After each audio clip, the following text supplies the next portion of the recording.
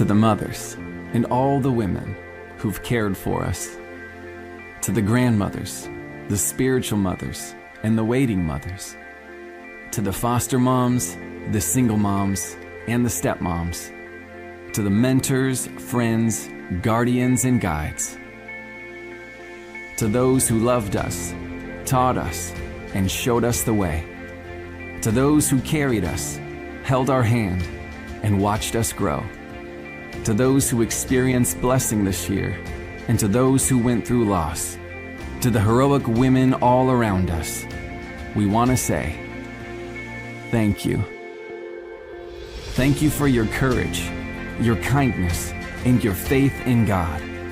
Thank you for shaping us, nurturing us, and walking with us through life. Thank you for showing us what it looks like to love and follow Jesus. Thank you for your prayers, your wisdom, and for never giving up on us. Thank you for boldly stepping into this high and holy calling. Thank you for the long nights and the short years, and for the incredible joy. Whether this is a day of reflection, rejoicing, or remembering, we acknowledge you, we honor you, and we thank you today. Happy Mother's Day.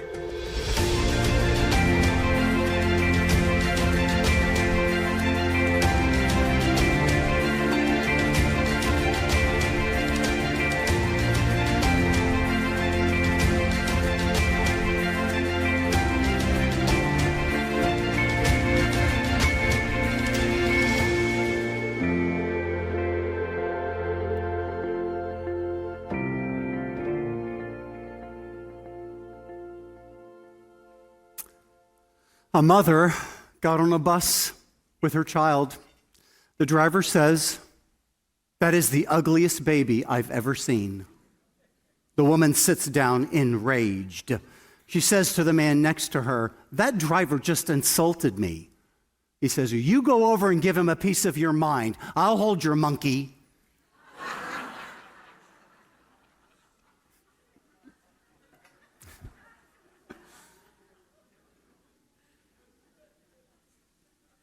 The children directed Mom to stay in bed on Mother's Day.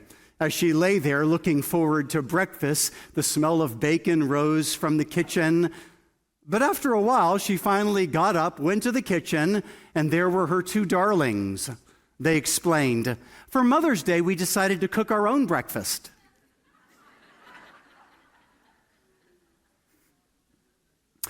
Sue and Tom invited their friends to dinner. It had been a difficult day, but they decided to proceed with plans.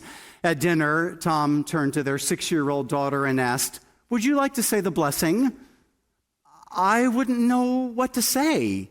He says, "Oh, just say what you hear Mommy and Daddy say." The daughter bowed her head. "Lord, why did we invite all these people to dinner?"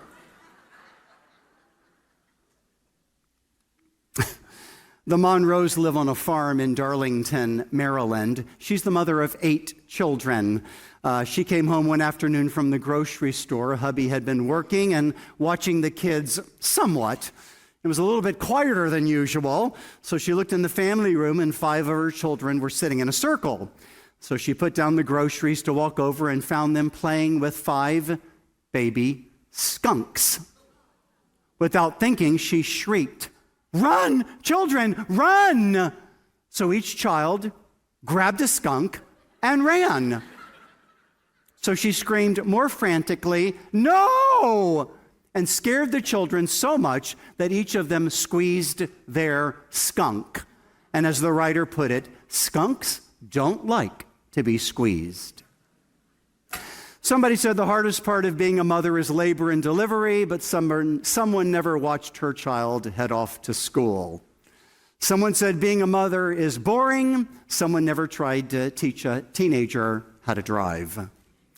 Somebody said a mother's job is done when her last child leaves home, but somebody never had grandchildren. So happy Mother's Day, foster mothers, adopting mothers, stepmothers, mentoring mothers, grandmothers, although aren't all mothers grand.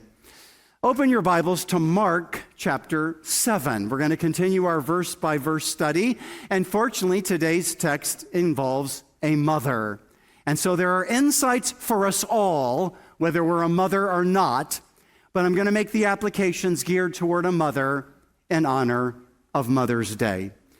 This incident is also recorded in Matthew 15, so we're going to refer to that when it's helpful. So let's read Mark 7:24. And from there he arose, that is Jesus, and went away to the region of Tyre and Sidon.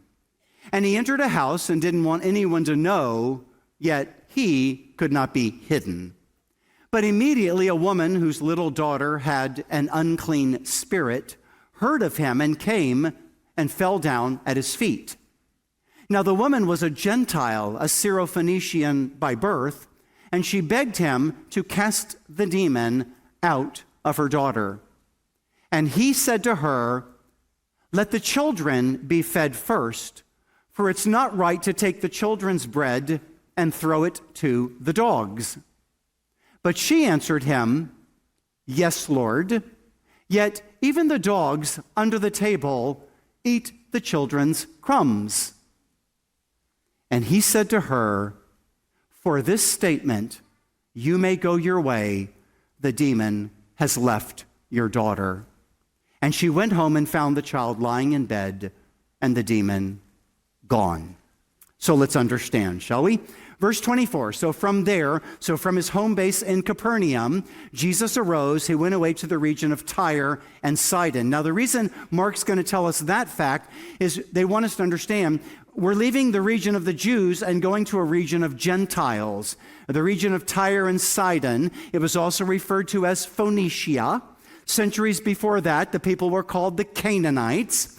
And the region, it was still within the promised land of Israel. However, it was now largely populated by Gentiles, non-Jews. So let's remember last week's teaching that Mark has grouped these teachings together. He was talking about Jesus declared all foods clean, meaning that in the new covenant, in his blood, we would no longer be required to follow the old covenant dietary laws that God had given to Moses for the nation of Israel. In today's text, Jesus is going to address the disciples' view of the Gentiles. So he's going to do so by taking them to a place populated by Gentiles, and he's going to minister to a faith-filled Gentile woman. David Guzik gives understanding. Just as a Jew would never soil his lips with forbidden food, so he would never soil his life by contact with unclean Gentiles. But here, Jesus is relating to Gentiles. Now, one thing is that Mark wants to assure his Gentile readers that the good news was for them just as it was for this woman. So here's the story, and it's true. So Jesus entered the house, and he didn't want anyone to know, yet he could not be hidden. For even there, his fame has spread. I mean, he has healed the sick. He's raised the dead. And so word about him has traveled throughout the land. So when he arrives to this area, he's recognized and word gets out about him. Now, in particular, verse 25, immediately a woman whose little daughter had an unclean spirit heard of him and came and fell at his feet. Now, Mark, when he records it here, he's not led to give her confession of faith, but Matthew is. So if we refer to Matthew 15 and we see how Matthew recorded the incident, here's what the woman said when she approached Jesus. "Have mercy on me, O Lord, Son of David." Wait, Son of David? Well, that's the term the Jews used for the Messiah. So this Gentile woman is graced by God to believe that Jesus is Lord and that he is the promised Messiah. So that's her opening confession, and so I think that's worth making an application. The incredible value of a mother who believes in Jesus with a genuine faith. She's not just religious, she has a relationship with Christ. She's repented, she's believed, she's saved. And I wonder for just a moment, how many of us were blessed to have a Christian mother or grandmother that influenced us? I was blessed to have both who prayed for me, who lived their faith before me, who exemplified how to walk by faith. So this woman here, obviously trusts Jesus because she's going to go to him.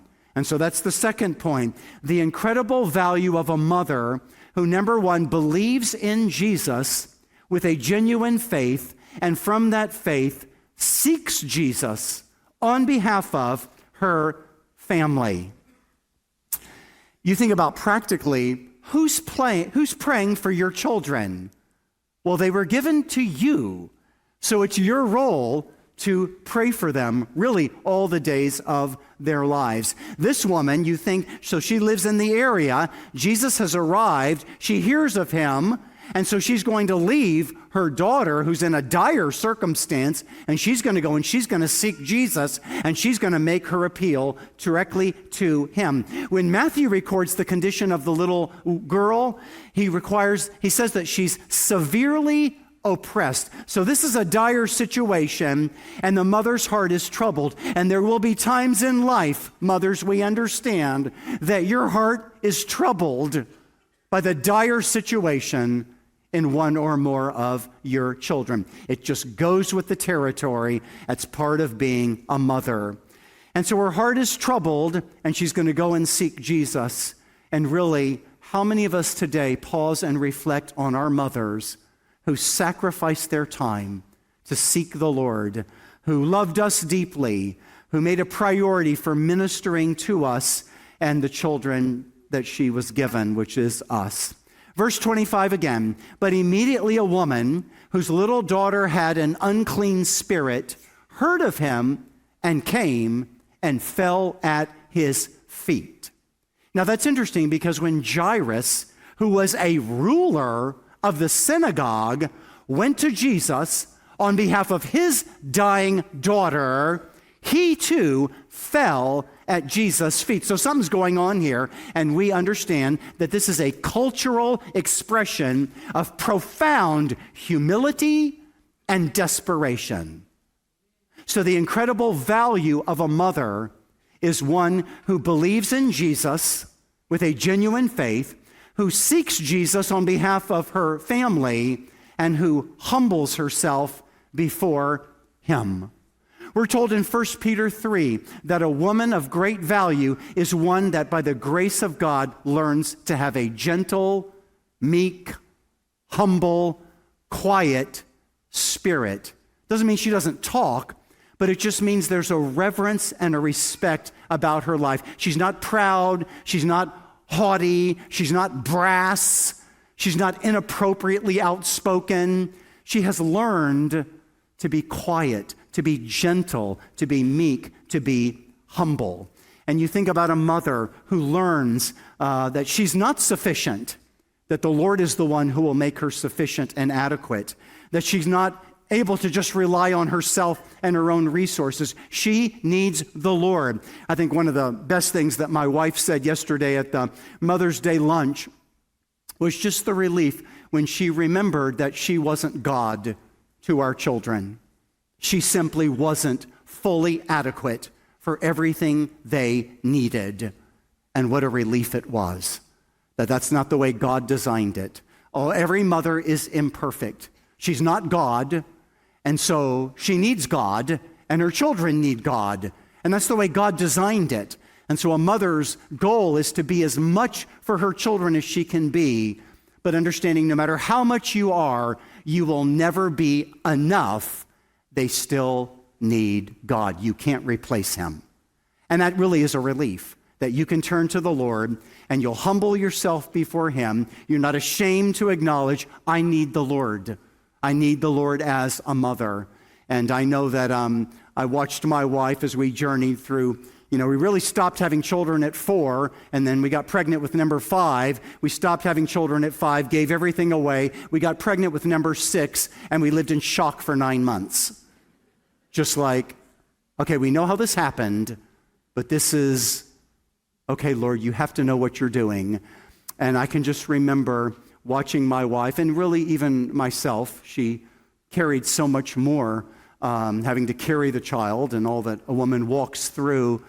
And I just marveled at her growing faith, her growing dependence on the Lord, and trusting Him for His sufficiency. Then you think about it, how did this mother know the child was demonized? And the answer is not practical. The answer is spiritually, she had discernment. I mean, it's one thing to know what your children need physically and even what they need emotionally, but it's also understanding that our children are spiritual beings. I mean, when God breathed into Adam and Eve, Adam the breath of life, and then Eve was given life, that's not just physical life, it's spiritual life. People say, oh, we're just nothing but physical bodies and brain and matter and emotions. It's all physical. And when we die, that's it. They don't see the spiritual realm. They don't understand that we are spiritual beings that live beyond the grave. And so you have discernment. This mother has discernment about her child, and her child is in need. It's the incredible value of a mother who believes in Jesus with a genuine faith. She seeks Jesus on behalf of her family. She humbles herself before Him, and she discerns the spiritual condition and the needs of her children. To this day, I still marvel. There is something about a mother that knows. She just knows. And if she is born again by the Spirit and she has the Spirit of God within her, she has the ability to discern what's going on in the spiritual realm. And she's able to actually discern the deepest needs of her children, which are spiritual. They need the Lord. They need to learn to walk by faith. They need to learn to pray and trust Him. You think she begins to see those needs. And I will tell you, I learned from her, if I would listen, and because I realized that she was better at it than me. And rather than beating myself up, that realized I'm just not as good at it as she was. But there are times that we would be dealing with a child and she would be in prayer and I'm just looking at it practically. And she would provide insight. Well, let me just tell you what I think this child is going through spiritually. And she would express that discernment. And I just had a variety of responses. Number one, I felt guilty that I didn't see what she saw. And then I realized, well, she sees it and she's sharing it with me. And I would remember, children are more than just physical, emotional beings. They're spiritual beings. And they need ministry. And we would talk about how do we minister to our children, as well as practically keeping them alive and fed and watered and all the things that you have to do for children. And she provided that discernment. And I would often learn just by listening to her and realizing she would see things. And even to this day, all our children are grown. They're all married. They're gone. And we're all both in contact with them. And we're on the phone always calling them, talking to them, relating to them. And I marvel at, to this day, the discernment. She can hang up the phone. You know, I talked to, and she'll mention a child, and I discern that this child, let's just pray about that right now. And we'll pause, or that night in our prayer time, we have a prayer time each night, that we'll just go before the Lord and just lift up that child, just discerning there's more than just practically, there's a spiritual need there, and we'll pray for that. And we realize that is a part of our role as the parents, even of our grown children. 26. Now the woman was, and the Greek word is there, a Hellenis. She's a Greek, she's a Gentile, she's a non-Jew, a Syrophoenician by birth. And she begged him to cast the demon out of her daughter. Now, in that scene, think of it practically. She's before Jesus. He's right there. And she's talking to him. It really is a picture of prayer, because you and I can do the same thing. We just can't see Jesus because He's there, but we don't see Him. But it really is a sense this woman has gone before the Lord, and it's picturing for us a woman who prays. So it's the incredible value of a mother who believes in Jesus with a genuine faith. She seeks Jesus on behalf of her family. She humbles herself before Him. She discerns the spiritual condition and needs of her children, and she prays. She prays to the Lord for His intervention. And when both Matthew and Mark write this, it says she begged, she pleaded. It's a stronger word than just the word ask, and it conveys the idea that she's passionate about what she's praying for. And you realize there are times you pray for your children practically, but then where there's a significant need, you pray with more passion. And you think, have you ever seen your mother pray passionately, fervently, pouring out her heart on behalf of her child or her children? Oh, to have a praying mother. You know, about 1,000 years before Jesus arrived, we read and studied from 1 Samuel 1 the story of Hannah. And the sad part about Hannah, she was barren. She couldn't have children. And in that culture, she was viewed as being cursed by God. And so that was difficult. And then she was sadly, in a polygamous marriage.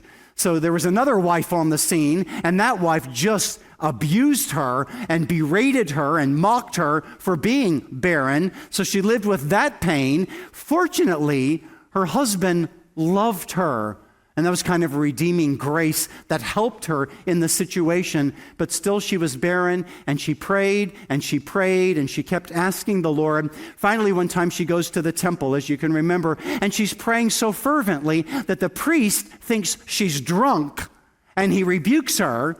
And she has to explain, I'm not drunk. I'm just praying fervently that the Lord would open my womb and give me a child.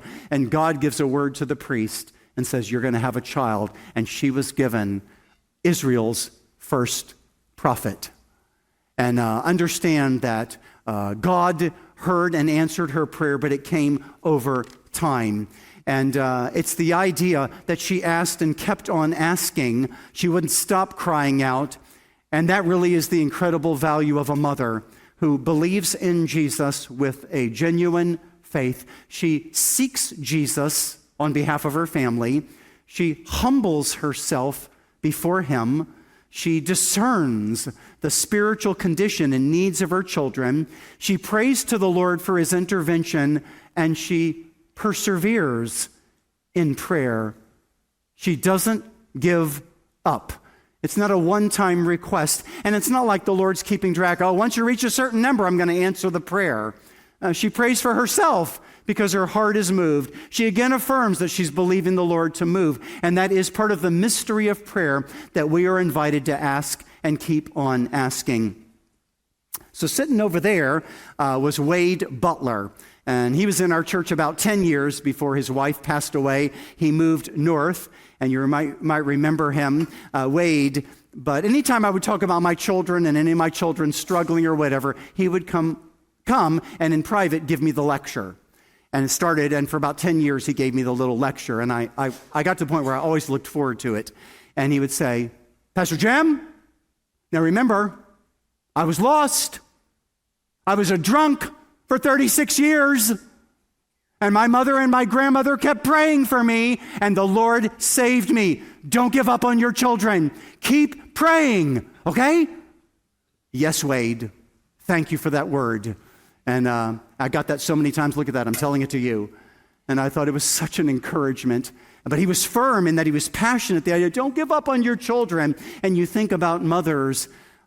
They don't wash their hands of their children, do they? They just keep praying. They just keep believing the Lord on behalf of their children. They persevere in prayer. And that really is a part of the ways that the Lord has called us to pray. I think of Matthew 7 and 8, where it says, ask, and the verb tense is, and keep on asking, and it will be given. Not the idea that you ask enough and God will give, but just stay with God in prayer because his timing is perfect. He knows, and you just keep praying. Seek and keep on seeking, and you will find. Knock, keep on knocking, and the door will be opened to you. So notice God's the one that opens the door.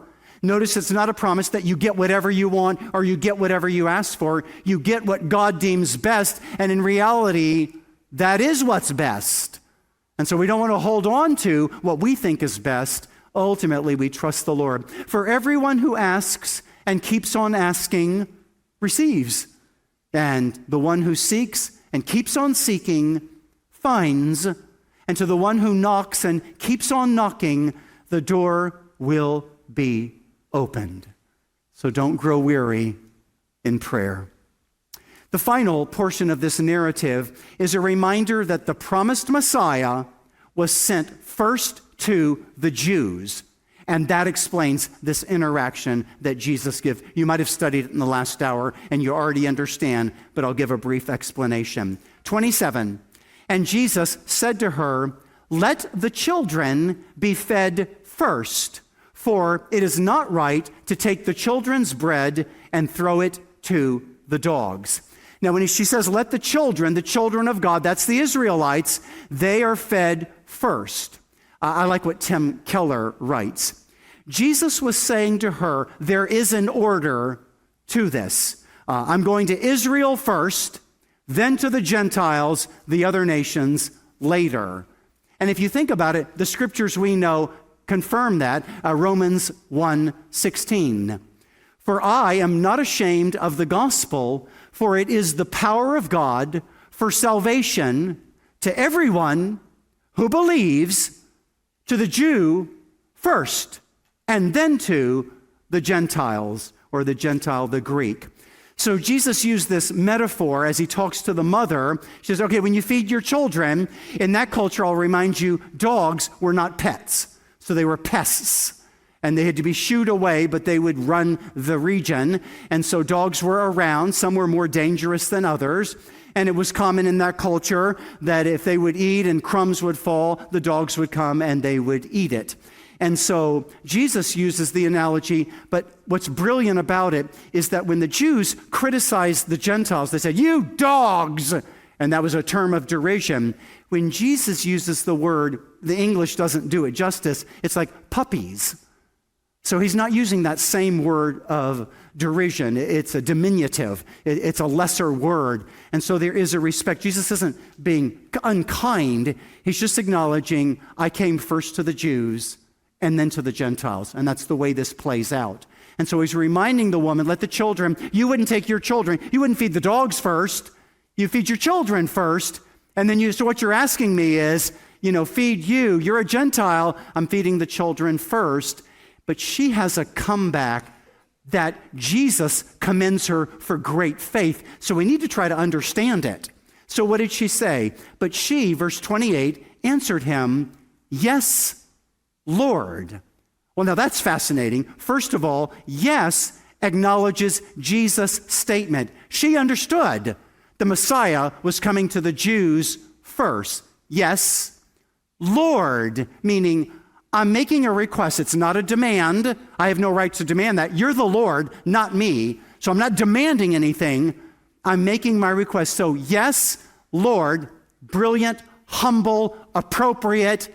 Then she follows Jesus' analogy by appealing with her need. Yet even the dogs under the table eat the children's crumbs. The idea that I'm there and I understand it goes to them first. I like the way Tim Keller writes it. He says she needed something now, not later. So her appeal is, I get it. You're coming to the Jews first and then the Gentiles. And I'm a Gentile, I understand that. But right now, I need crumbs. I need bread. And I'm making my appeal. I've asked for mercy. And Jesus, she's not saying, Lord, give me what I deserve on the basis of my goodness. She's saying, Lord, give me what I don't deserve on the basis of your goodness. And Jesus gives her the greatest commendation that he gave on earth. He gives several commendations. This is fascinating. Here's what Matthew writes. "O woman, great is your faith. Be it done for you as you desire." And her daughter was healed instantly. Mark records in verse 29, and he said to her, "For this statement, you may go your way. The demon has left your daughter." And she went home and found the child lying in bed and the demon gone. The power of Jesus expressed over distance. The authority of Jesus demonstrated over demons. The commendation of Jesus spoken to this humble, believing Gentile woman. The incredible value of a mother who believes in Jesus with a genuine faith, who seeks Jesus on behalf of her family, who humbles herself before him, who discerns the spiritual need or the condition and needs of her children, who prays to the Lord for his intervention, who perseveres in prayer with great faith in Jesus. Oh, woman, great is your faith, your belief in me as Lord and Master, your trust of me in this situation, your confidence that I can do what you've asked me to do. So today we thank God for every believing, humble, discerning, praying, persevering mother. No wonder Proverbs 31:28, her children arise and call her blessed. Her husband also, and he praises her. Many women do noble things, but you surpass them all. Charm is deceptive, beauty is fleeting, but a woman who fears the Lord is to be praised. Honor her for all that her hands have done, and let her works bring her praise at the city gate. Little Paul forgot the lines in the church play. His mother was sitting near the front. She whispered the cue, "I am the light of the world." Paul beamed, "My mother is the light of the world." So mothers, thank you. Thank you for every way you express the light of Christ to your family, to those in your sphere of influence. It is appreciated. We'd like to pray for you. So we're not going to embarrass you. We're not going to ask you to come forward, but would you just stand where you are? So we'd like to invite all mothers, please stand now. And we see you in the balcony as well. Beauty rising.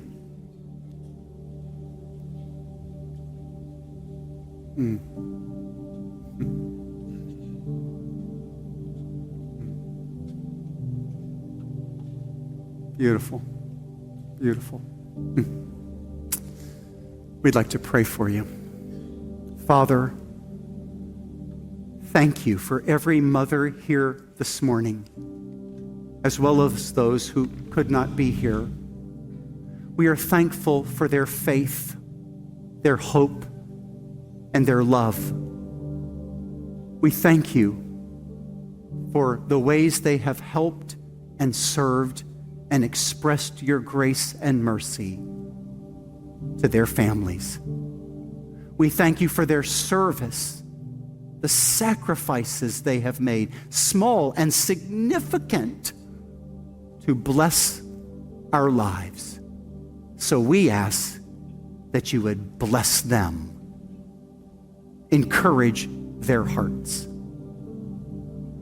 For those women preparing to become mothers or mothers again, bless them in their journey. For those facing the daily challenges of parenting, give them wisdom and strength and perseverance to remain faithful to their calling. For those with empty nests, show them how to continue to nurture and bless their grown children and grandchildren. May their lives continue to honor you, follow your word, and reflect your glory.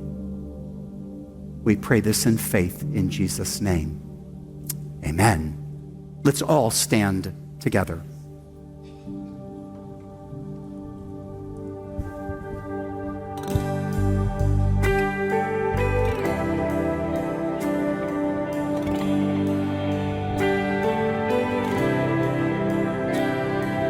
Come unto Jesus, all you who are weary. seat, fervently kneel. Here bring your wounded hearts, broken and needy. Come unto Jesus, mighty to heal. Joy of the comfortless, light for the straying, hope of the penitent, peace in our strife.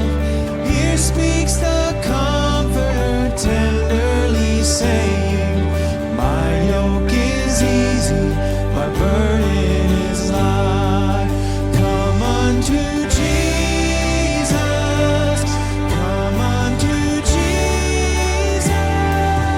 Lay down your burdens, He is enough. Come unto Jesus, rest in His love.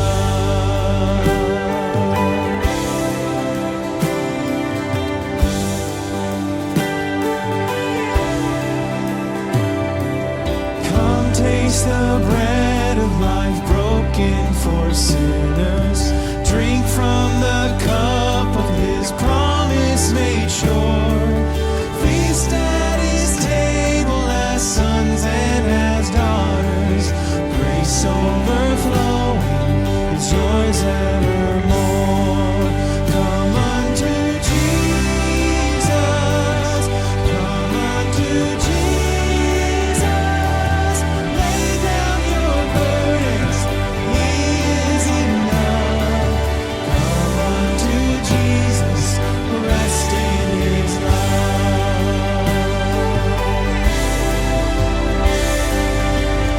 An awesome invitation. Come and follow. Come now and follow Him, this life forsaking. All that was gained, 'cause nothing but loss.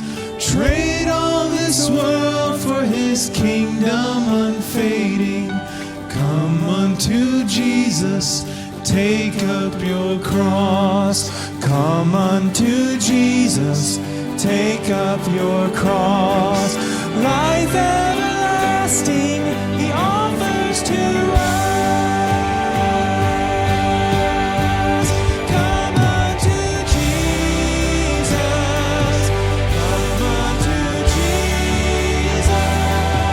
Lay down your burdens, He is enough.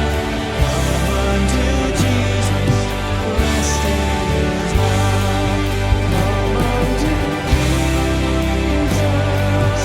come unto Jesus. Lay down your burdens, He is enough. Come unto Jesus, rest in His love. Come unto Jesus, rest in His love. Rest in His love.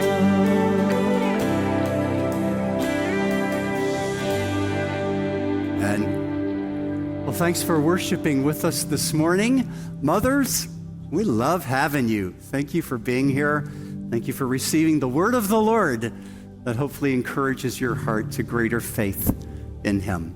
If someone needs prayer, we'll have prayer partners after the service. We'd be delighted to visit with you, to pray with you. Make sure you get your picture taken. If you'd like to, post it online. Talk about the Lord, church, ministry, and just a way of letting our light shine out in the world. So thank you again for worshiping with us. And thank you, Lord, for ministering to our hearts today. We are grateful for you and what you mean to us and how you work in us. You are wonderful, and we praise you. And now may the Lord bless you and keep you. The Lord make His face to shine upon you and be gracious unto you.